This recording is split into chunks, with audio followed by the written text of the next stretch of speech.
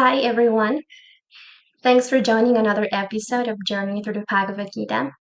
This is Subhadra from Colombia, and I'm so glad to invite you to be part of these live sessions of Ashram Talks every Monday evening and Thursday morning. Remember that journey through the Bhagavad Gita means a journey to the true self. So these sessions don't only open the doors of spiritual wisdom, but also aim to offer deep realizations to guide us at every step of this path. And speaking of deep realizations, to truly look within, right, to gain a more reflective perspective on the world, actually, we may need to wear a different kind of lens, right, a special kind of lens, or we need a unique vision. And for this, we've got Haripriya Benedict today with us, joining us from Alachua, Florida, to speak on this topic with an insightful lecture that she's titled Seeing with Material and Spiritual Eyes. Haripriya, thank you for being here. It's always a pleasure to have you. Thank you for having me. I feel excited Yes, this morning to talk about spirit and matter, how the interplay. yes, of course. And before we dive into your class, I was thinking like it's like a thought-provoking idea, this concept of having two kinds of vision or two kinds of eyes. So could you give us a quick or brief glimpse of what that means before you actually dive in? Well, synopsis is not my forte, but I will attempt. The whole 30 minutes today actually will be on that question. So the question about what it's like to have spiritual and material eyes, like simultaneously, is Yeah, that or maybe like the existence of two types of vision, like we see with our eyes. What does it mean, like material eyes, spiritual eyes? No. what does it But mean? but, but I guess, What does it mean yeah. to have that? Yeah, so eyes, like eyes are the windows of the soul, right? So when someone says we have spiritual eyes or material eyes, I'm understanding that is understanding, spiritual understanding or material understanding, right? So when we look in the world, we can have it literal or figurative, where, if I'm looking into the world and I see all these human bodies, for example, I see this mother, this father, these different people, or do I see that these are all souls that are wandering this world that have different desires, and God's fulfilling their desires to the degree that that they um, merit them, so that it's interplay between our desires, God and our desires. So what's interesting is the spiritual vision is knowing who we really are, knowing what's permanent, right? So it's not that I'm not this, like I'm not Hari Priya. I can say I am Hari Priya, or I'm not Hari Priya, right? To me, that's it. So I am Hari Priya is actually material vision. I am Hari Priya. I'm a wife. I'm a mother. That's actually the material vision, because those are material relationships that are temporary. There's nothing wrong with them. They're not bad or false, but they're temporary. So Okay. in that sense, they're not permanent. So they're not long lasting. So in that sense, they're false. In that sense, they're not real. But we can say they're real at the moment. It's like a dream, but it's real. And then that's the material. So we get this illusion kind of over us that's like, I'm Hari Priya and I'm a mom and I'm a speaker and I'm a teacher and I'm a wife. So that's the game. That's Okay. that if we see it as a role we play in the material world, then we Okay. have some spiritual understanding. We have some spiritual vision. But if we think that's all there is, that's when we're just seeing with the material eyes. Okay. So, well, that being said, I think we're all eager to hear from you. So the stage is all yours. Thank you so much. Thank you so much. So I will recite a mantra in gratitude to my spiritual teachers. I have two that are coming to mind when I say this prayer. One was just recently with me. Bhakti Vichar Vishnu Maharaj was just recently here, and Bhakti Vaibhava Puri Maharaj is always here in my heart, and I will recite it. Om Jnana Timarandasya Jnananjana Shalakaya Chakshurun militam yena tasmai Shri Guruve Namaha. So that actually is referring to the spiritual vision our teachers give us. So it's appropriate. My spiritual teacher opened my darkened eyes and filled my heart with transcendental knowledge. So our teachers give us spiritual vision, actually. We come into this world, we don't even know what's hot and cold, right? Our mother has to say, don't touch the stove or you'll burn yourself. So as a human, when we take birth for the first time, or when we come into this world for the first time in this body, in this form, we don't know anything, right? Vishnu Maharaj, Bhakti Vichar Vishnu Maharaj was just speaking about this. And we're taught by our parents what to do, what not to do. And then our spiritual teachers open our eyes even further and tell us what not to do and what to do, spiritually speaking, from the perspective that we're a soul and that we're not just this body, we're not living just this lifetime. So they open our darkened eyes, means they open our vision. They give us that spiritual vision to understand that within my heart sits me. And actually, I'm this tiny. I'm even smaller than that. But if we look at any living creature, like an ant, you can see, oh my God, they're so tiny, they're this big, but something is making it, that matter, the matter, alive. So if it's alive, if there's consciousness in there and there's action, movement, if it's alive, then we can understand the soul is in there. And that's not something we can understand intellectually, actually. It's something that spiritual teachers wake us up. That understanding is spiritual vision, seen with spiritual eyes.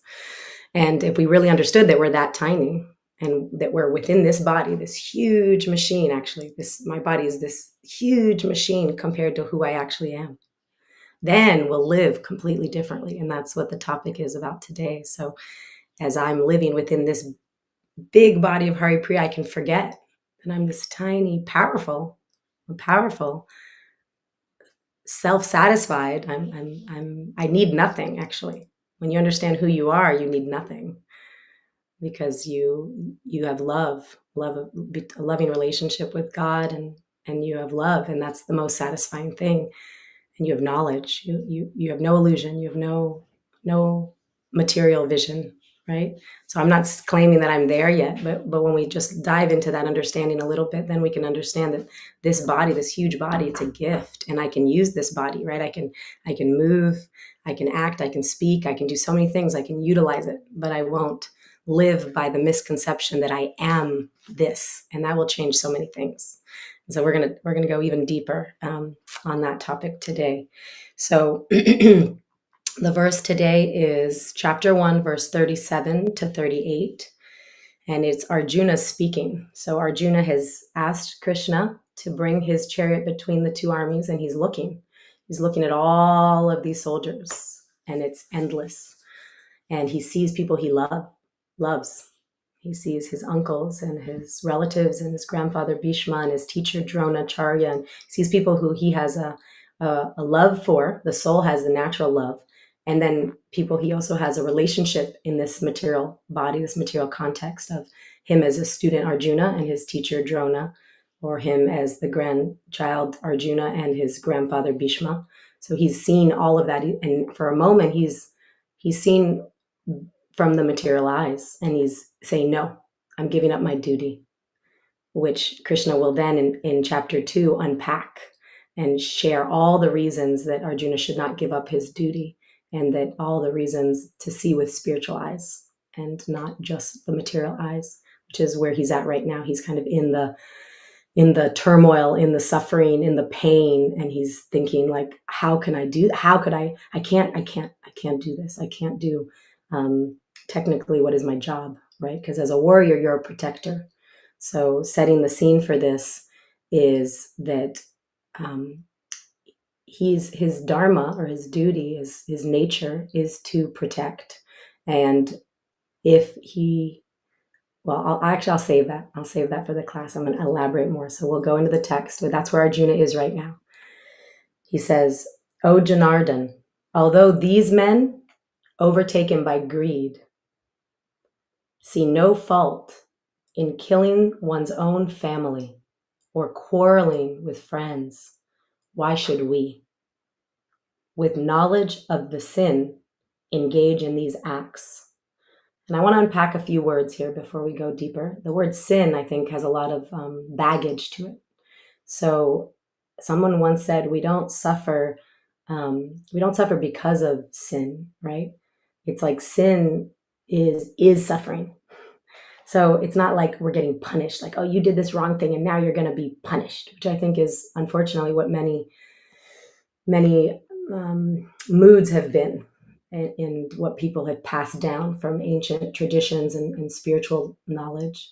We've been taught, like, be scared of sin and don't do it, when actually sin is, it's what brings us away from spiritual identity. It's what brings us away from God. Whatever is bringing us away from God, we inherently will have to suffer. It's not a punishment. It's like what brings us away from our real nature is going to lead to suffering. And so Arjuna is using those words, and later we'll hear Krishna explain things from a completely different paradigm, completely different perspective. And then there's a couple other words I want to unpack before we go there. So he says greed. They've been overtaken by greed. So it's good to unpack that and understand what he's talking about. Duryodhan wants more and more and more and more. And so that's greed, right? He has these desires, and once he gets them, he wants even more. And now he's taken the kingdom, and he won't give it to the rightful Yudhisthira, the rightful heir, the king that actually is kind and gracious and thoughtful and composed. So see, Yudhisthira would actually rule and at this time, it's the planet Earth, actually. Like this, they're fighting over the rulership of Earth. And Yudhisthira would rule it with all these good qualities, where he's actually caring for everyone, being thoughtful of everyone. He's actually the son of Dharma. And I hope someone gets to unpack the word Dharma, because that's a really fun, juicy one to unpack. I'll pause that for now. But what it means, he's the son of Dharma, means he always does things properly. He doesn't do things for his own enjoyment. He doesn't do things out of what here is referred to as greed. He doesn't do things because his body wants to enjoy more, or his mind wants to enjoy more. He does what's proper and what's going to give protection and shelter to everyone. Whereas Duryodhan, who's on the other side, if he rules, the world is going to be a mess, like a chaos. There's no shelter. When someone who's doesn't check their own senses rules, then there's no shelter, because if their own senses are ruling them, and they have passion and desires and greed, and their mind is not steady, and they're not doing the duty that needs to be done. They're based it on sentimentality. They're basing it on, whatever will feel good in the moment. And that leads us to what I wanted to speak about today, is the material and spiritual paradigms. So in this world, right, we can see with spiritual eyes or material eyes. And what does that really mean? Well, there are spiritual paradigms, right? A paradigm is like how we see this world, and a material paradigm. So like a spiritual paradigm would be knowledge. Like, I am a soul. I am consciousness. I am that thing that watches my thoughts, right? So the moment we say, the moment we watch our thoughts, then there's two entities there. There's the mind, there's the thoughts, and then there's the person watching. So who's that person watching? That's you. That's the actual self. That's consciousness. The symptom of the soul is consciousness. So what we usually do is, I like to give this little visual. This is the mind, and this is us, right? This is the soul. This is who you really are. This is your thoughts, your desires, your thoughts, all the things that the mind takes from the whole world. What you've seen, what you've heard, leads to some desires. And then this computer system that has seen and heard everything is your mind. And if we have complete identity, like everything the mind says, we're there. We identify with it. So the mind's like, I don't like this. Yeah. I want this. Yeah. I love this. Okay. I hate this. Oh, I hate them. Oh, I love them. So we're at the whims of the mind, and 100% suffering will be there. And the more we can widen that gap of identification, and the mind speaks like, I want this, and then consciousness can choose. You, the soul, can choose. Is that something I'm going to go with, or is that something I'm going to allow to just pass, like a cloud passes in the sky? So a thought passes. I hate this. Okay, let's pause. Let's widen the gap of identification and build true consciousness where we choose from a space of knowing that the mind is like a child. Like a child's like, I want chocolate for breakfast. Okay, do we give it? Or do we engage that child by, here's some strawberries, right? Here's something that's healthy. And the same with the mind. So we can become a friend to our mind. We don't have to like fight with our mind, but we can engage it, because the mind is like a child. It's ready to be led, and it is full of ideas. There's another quote that comes later in the Bhagavad Gita that is so beautiful and eloquent about how the desires flow into the mind like rivers, and they're never being, you're never satiated, you're never satisfied. It's constant flow of desires. And so it speaks about that. The Bhagavad Gita soon will unfold that. In chapter 2, there'll be so much beautiful speaking about what is the soul and what is the body? What is the difference? So here's the soul, here's consciousness, here's who you really are. And here's a part of your body, the mind, which is a very powerful part. One of the most powerful parts of our bodies is our mind, right? Because once the mind decides, then the senses follow, the body follows. So if consciousness chooses what's right for the mind, if we direct our mind by engaging it in ways that are going to heal us, that are going to wake us up, like spending time with spiritual people. So recently I was with Bhakti Vichar Vishnu Maharaj, and I gained more realizations and more understandings of these nuances than I could by studying for 10 years by myself. So spending time with those people who already have the spiritual knowledge is essential. It gives it in a moment, because their consciousness is so elevated, it's so clear. Then by spending time with them, we can start to see what it's like to live in that paradigm of spiritual living, and then we can live from that paradigm more easily. So what I want to speak about today is Arjuna saying, no, I won't do this. What's the point? And what he's doing is material calculations. So he's like, material calculations usually are based on desires or fear. So Vishnu Maharaj recently spoke about fear. Fear is usually a fear of loss. So I'll use even the word anxiety, because I think that's so applicable to us today, right? I'm in anxiety. Well, what's that really mean? I'm in anxiety. I'm late, or I have to do this. It means we're fearful. We have some fear of maybe being our boss being upset with us, or someone being disappointed with us, or fear of losing the relationship, fear of losing the job, fear of making mistakes. So all this fear we'll lose something, and avoiding pain is another one. That's what Arjuna is doing right now. He's about to start to unpack, well, if I do this, then this will happen. And if that happens, then this will happen. And then there'll be pain. But the interesting thing is that on the other side, the same is true. If he doesn't fight, if he says, I'm not going to fight because I'll kill all these people, and if I kill all these people, then the wives will be widows, and then they'll suffer, right? So that's true. There will be suffering. And if he says the opposite, I'm not going to fight. Well, if I don't fight, then Duryodhana will be in charge, and someone who has no control of their mind, no control of their senses. So that means it's complete identification. On his whims, he could kill a whole town. On his whims, he can allow havoc. So if Arjuna doesn't fight, and Yudhisthira isn't rightfully placed as king, then someone with a lot of like anger, fear, greed, lust, meaning like wanting, just constantly wanting more, will be ruling.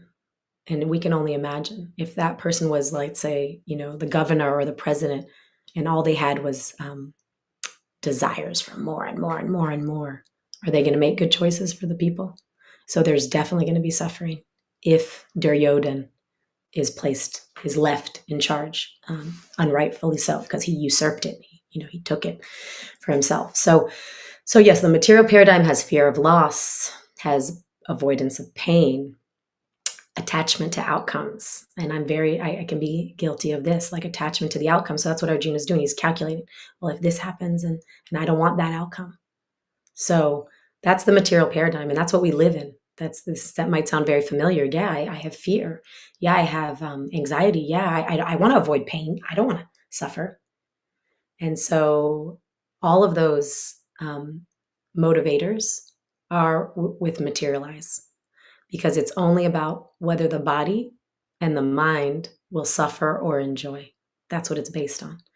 Now, the self actually within doesn't suffer or enjoy, actually. So if we really had spiritual eyes and we really knew who we were inside, this body, this machine, this vehicle that we have, then we would understand, like, this is like a car. So if the car gets into a car accident, are we concerned with the soul within or the human within? Or are we saying, oh no, it got dented. That car got dented. So are we concerned with, like, oh, I'm going to experience something. My body and mind will experience some pain or some suffering. Or are we going to put some distance, right? Vishnu Maharaj, Bhakti Vichar Vishnu Maharaj recently spoke about the pain that comes in the heart when someone speaks in a like a nasty way to you. Like if someone's like curt, and he spoke so sweetly about we shouldn't speak in a way that hurts the love, right? So simultaneously that we have some distance from the material concept, we should also understand that there's a spiritual relationship. That when there's two people, say a husband and a wife, for example, I've seen husbands and wives treat each other with some coldness because they're trying to be spiritual. Like, I'm spiritual, so we're not actually these bodies. But that also is another kind of an illusion, because love is there. The soul wants love, and the loving relationships are natural. So if I'm a soul and you're a soul, in the Bhagavad Gita later, it talks about the way we should speak, and one of them is priyam. We should speak in a way, and I used to hear it translated as we speak in a way that is pleasing to the ears, right? That's how I grew up hearing it. And then recently, when Srila Vishnu Maharaj said, we never speak in a way that breaks the love, it something in me, it clicked something, and I thought, oh yes, it's the same. Speak with thoughtfulness, right? Like if we go, hey, what are you doing? Or if we're like, hey, what are you doing? Right? Same words, but one could break the love, and the other is more poised and thoughtful and keeping the love intact, keeping the good feelings between us intact. And so I brought that up, and so in the spiritual vision, knowing I am the soul,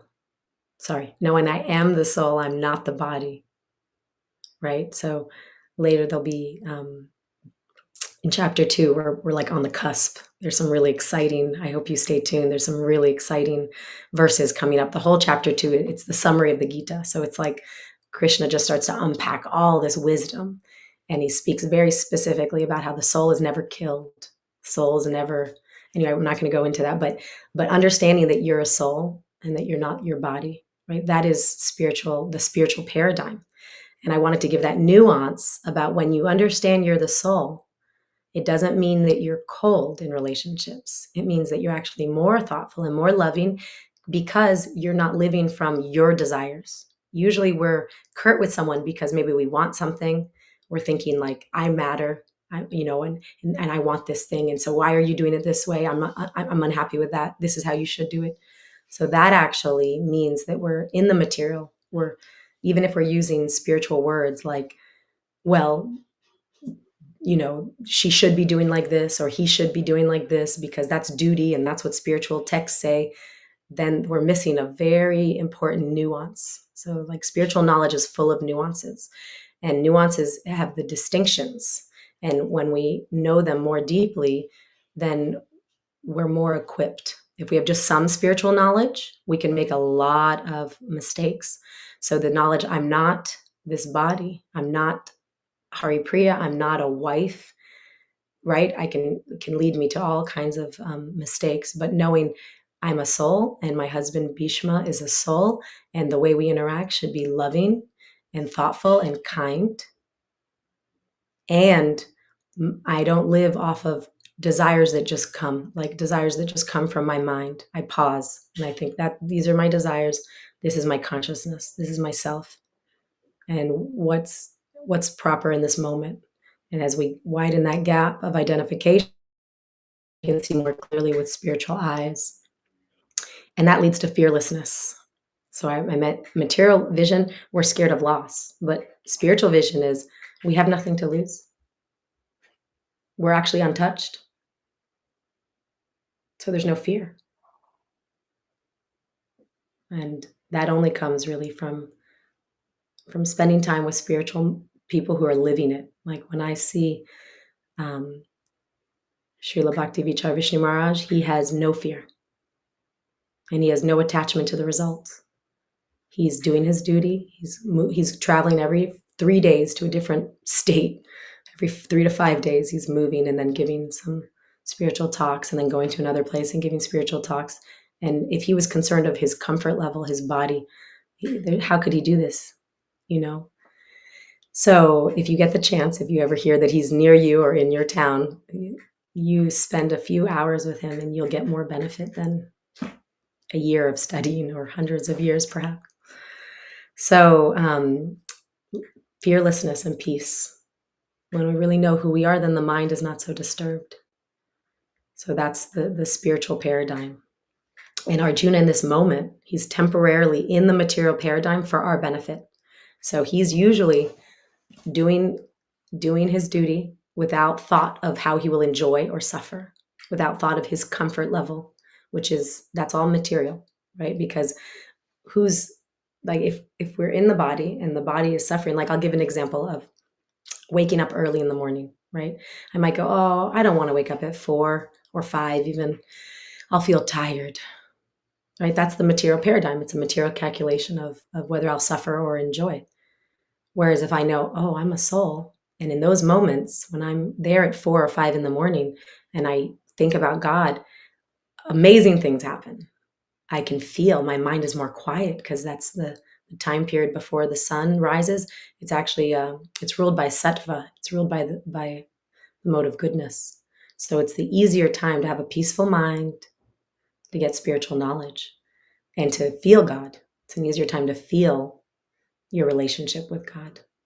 Easier time to meditate. And if I do that and my mind goes, oh, but I'll be tired. Well, is that a challenge that I can handle? Am I going to decide what I'm going to do based on what's best for the soul? Or am I going to decide what to do based on what's best for the comfort of my body, which is a temporary comfort, right? Whereas if I do what's good for my soul, that's permanent because I am a soul. So in the next life, I will continue. And whatever I did in this life that benefited my soul, I will take that with me. I'll take that consciousness with me into the next life. So if I do what benefits just the body, that's temporary. There's a start and an end. So it's not as valuable. Not only it's not as valuable, some would argue it's a waste if we focus there. So for our benefit, Arjuna is gonna go there. Arjuna is gonna go right into the material calculation of why he is gonna avoid this situation, avoid the pain, avoid anything. But actually then Krishna will enlighten him. And so we get to go on this journey and hear more and more. And the more we hear, I think the more enlightened we will become. Thank you for allowing me to speak a little bit. Thank you so much, Haripriya. And well, it's like a transition for what you mentioned between what our current vision is, right? And to that actual spiritual vision. And at the beginning of the lecture, you mentioned that we need guidance. to reach that point, right? You said our teacher gives us spiritual vision.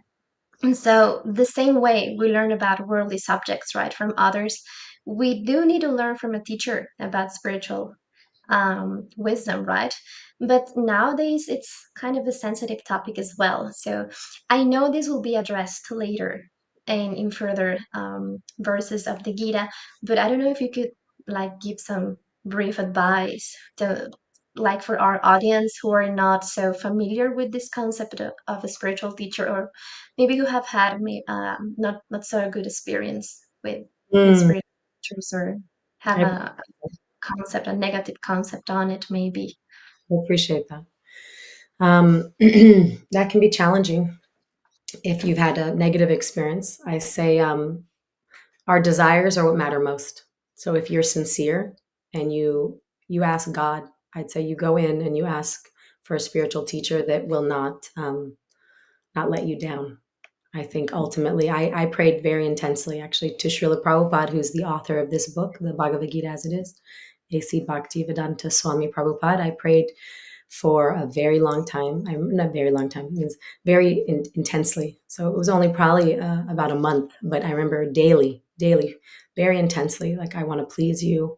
I want a shelter. I was already meditating for a few hours a day, like chanting Hare Krishna mantras for some hours every day, and I could feel I wanted a spiritual teacher, and I didn't know who I was ready to really take shelter of. And so I prayed really intensely that I want to please you, and I want to live in the spiritual paradigm. And I, by some amazing works, actually, I got quite sick, and I was brought to someone's home who was going to meet a spiritual teacher, and I actually knew something of this, and I actually wanted to avoid that situation. I thought, no, that's maybe that's the Gaudiya Vaishnavas. That's a different, maybe Sampradaya. But actually, later I found no, it's all a tree. It's not different actually. But I was hesitant. I thought, let me be respectful from afar. But actually, God arranged, because of my sincere desire. He arranged for me to be.